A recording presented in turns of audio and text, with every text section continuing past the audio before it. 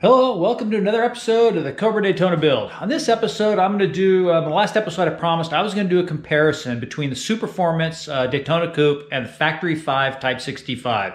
I was at Sema recently, about 2 weeks ago. There was a bunch of guys, and we got to compare both cars. They were about a 1 to 2 minute walk from each other in the Central Hall, I believe it was.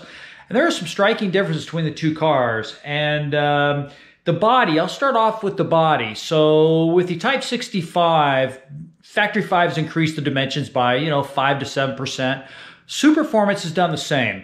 Factory 5's wheelbase is 95-inch. Superformance, 93.2 or 4, I believe. So very similar.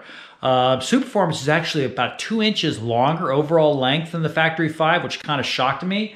And the height is actually a little bit taller too.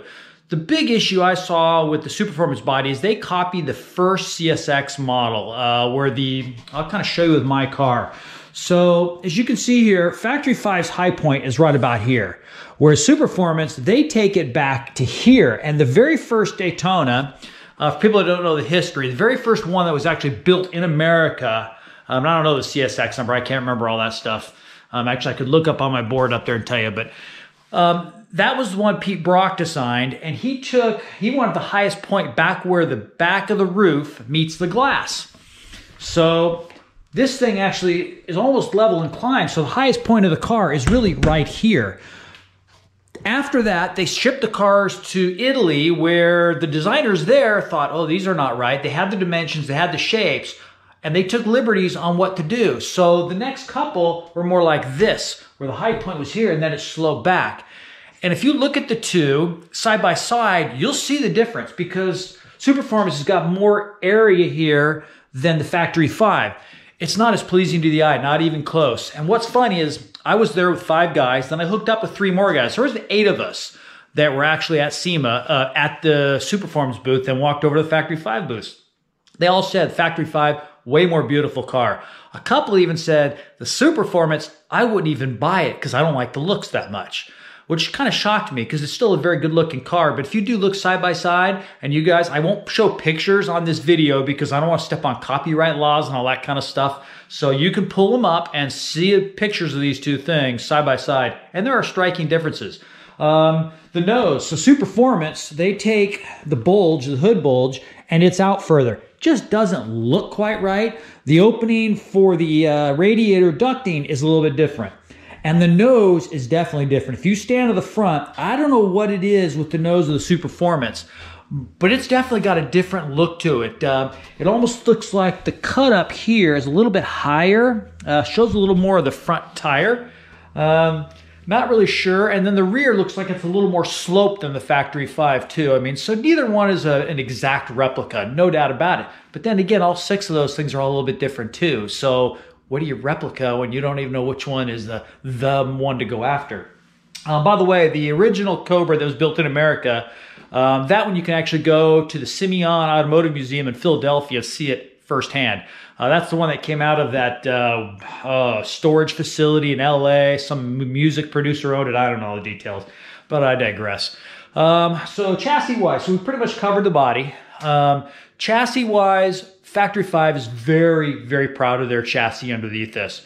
Jim Shank and I talked at Sema quite a while, and he did a marvelous job with this chassis, the space frame. It is incredible. Superformance, try to find me a picture of their chassis. Go to their website.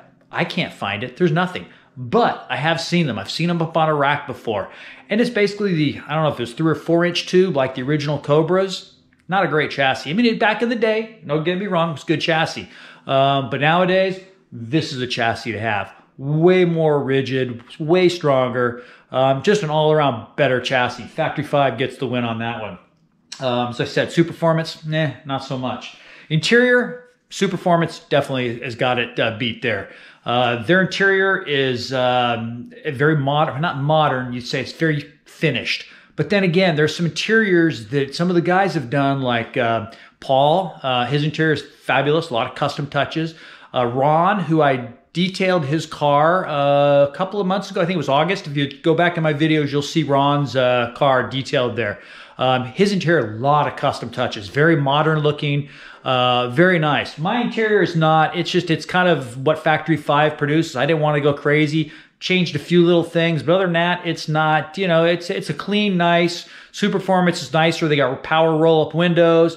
I'm assuming, this is an assumption, the AC works better in the Superformance. It's adequate in this one. I'm assuming the Superformance, since it doesn't have all that space frame, it's got more room for the evaporator, a bigger evaporator, and that's the problem with Factory 5. There's just no room to put an evaporator in there.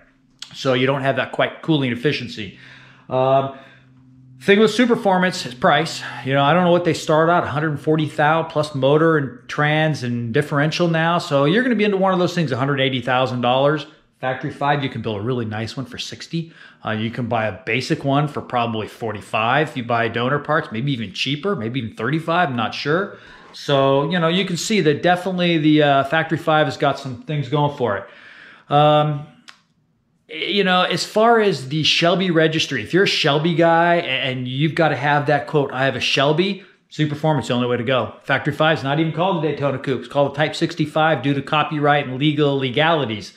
That's not my thing. I'm not a Shelby fanboy. I mean, yeah, he was a good race car builder. He wasn't a car designer. I mean, tell me a car he actually designed. So we'll digress on that one. Factory 5 is more of a race car for the street. I think Superformance is more of a street car that can be a race car, but the chassis is not as good. Aerodynamic wise, as I said, the whole roof line, Pete Brock said that what he did, having the roof keep going up towards the rear glass is worth, 3 to 5 mile an hour top speed. Factory 5 is losing that. Other than that, both great cars, but looks alone, definitely would go chassis, interior, give it Superformance. But I just wanted to throw this out there so people know, what I think about the whole thing. And there's really no good comparisons on the internet. Nobody's really delved into this as far as I could find. So maybe this will be the first. So I'll try to get this up today. If you have any questions, shoot me a comment, and we'll see where this leads. So thanks again. Please hit subscribe, hit that like button, and look to see you on the next episode where I'm going to show you my new wheel. I got one wheel done, and I will show this thing off. So thanks again for watching.